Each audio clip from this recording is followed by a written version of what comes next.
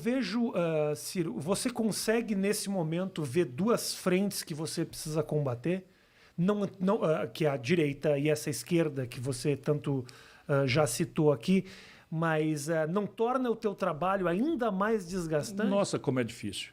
Nossa, como é difícil, mas e você sente que tem eu tenho um lugar onde eu preciso bater mais forte aqui ou não? Não, o que eu preciso é trocar o método. Então, em vez de barulho, zoada, eu quero dizer, meu irmão, é o seguinte, o Brasil cresceu durante meio século 7% ao ano. O céu é o mesmo, o chão é o mesmo, o povo é o mesmo. E agora cresce 0. 10 anos sem crescer nada. 6 foi PT, 2 Michel Temer que o PT botou lá e 2 Bolsonaro.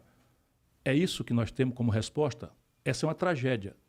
Eu estou propondo que a gente denuncie a tragédia e propõe o futuro, uma resposta, uma produção. Então, basicamente, eu não estou atacando os dois, eu estou atacando uma coisa, é a falta de projeto. Eu tenho ideia do que você deixa muito claro, os teus projetos e tuas ideias.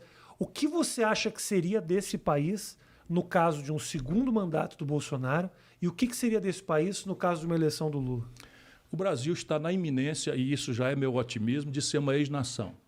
Porque uma nação não é um ajuntamento de pessoas no mesmo território que tem em comunhão uma língua. Isso não é uma nação. Uma nação é um conjunto de pessoas num território e essas pessoas têm uma celebração entre si de um objetivo comum, em que cada um dá sua contribuição na proporção do que pode dar e recebe, né, um prêmio pelo seu esforço. Uhum. Isso é que faz uma nação se reconhecer como tal.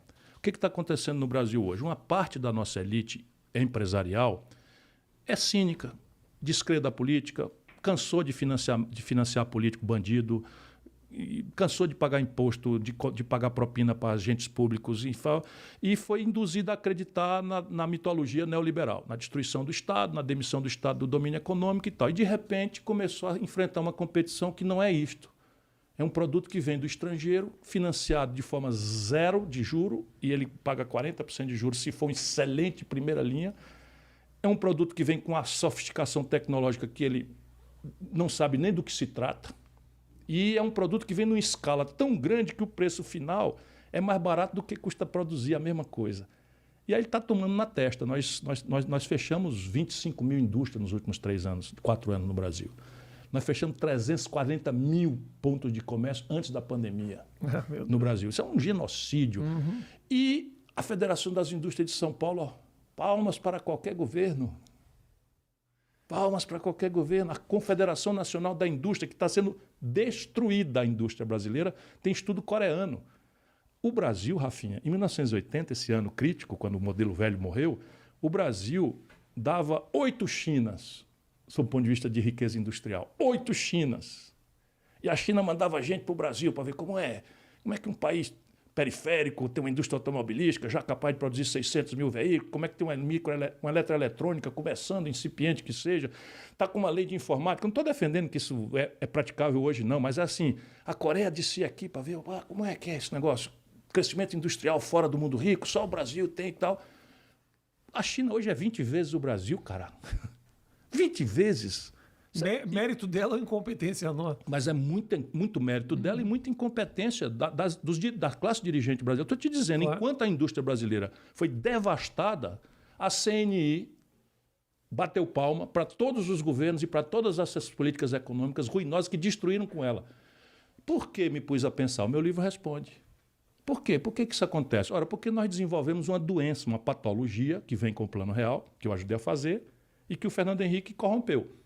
Não corrompeu sob o ponto de vista de ladruagem, corrompeu sob o ponto de vista de manipular a popularidade para explorar esse consumo fácil que vem ciclicamente e se reeleger e quebrar o país. Mesma coisa do Lula, igualzinho. O Lula foi um pouquinho mais longo, estimula o consumo, estimula o crédito, e aí a população vai ao consumo, acha que agora o céu é perto, fica mais barato viajar para Miami do que ir para Fortaleza, quando todo mundo sabe que Fortaleza é 1000 vezes melhor do que Miami. E, de repente, muda os preços internacionais dos produtos tradicionais brasileiros, o país quebra. Com a mesma turma. Mesma turma. O Fernando Henrique, mesma coisa. Filme igualzinho. Pois bem. Então, veja, por que eles fazem isso? Por que eles parecem estar defendendo uma coisa que lhes é hostil ao seu próprio interesse? Pela essa deformação do juro. Então, o presidente da CNI é falido, a empresa. mas ele provavelmente tem uma montanha de dinheiro na renda fixa, no juro alto. O presidente da Fiesp é um ex-industrial quebrado e tem o dele na renda fixa ou no dólar lá fora. Essa é a questão. Agora a Fiesp parece estar acordando. Eu espero que aconteça, porque nós precisamos de uma interlocução com a indústria, enquanto ainda podemos salvá-la. É tudo dinheiro, Ciro. Tudo dinheiro. No fundo, é tudo dinheiro. De um tempo para cá, é só dinheiro. Perderam completamente a noção de nação, essa parte da elite. E embaixo, meu irmão, é mais grave ainda. Você imagina o que é na cabeça da garotada da periferia de Fortaleza, da periferia do Recife, da periferia de Porto Alegre. Que é melhor que Miami, inclusive. Fortaleza, sem nenhuma dúvida. Disso não há dúvida. Por qualquer argumento que você queira considerar. Mas, em compensação, a tua comparação é terrível. Miami é um horror. Pelo menos jogam em Nova York. Sim, mas os ricos daqui tudo querem ter uma casa em Miami. Fortaleza é melhor que Nova York também, Ciro? Mais ou menos. Chegaremos lá.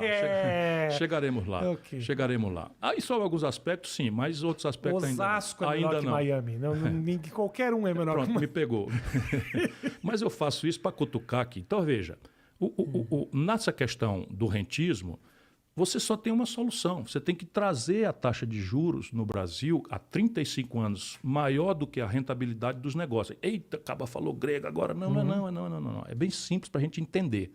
Se o governo estimula que o juro da economia seja mais alto do que o lucro da agricultura, da indústria, do serviço, do comércio, se eu tenho dinheiro, eu não vou botar num negócio que me dá trabalho e me dá risco e ganhar um lucro menor do que eu teria se eu aplicasse no banco. Sim. Porém, se eu não tenho dinheiro, que é a realidade maior do Brasil, como é que eu vou tomar dinheiro emprestado no banco, botar num negócio cujo lucro é menor do que o juro que eu tenho que pagar para o banco? Sim.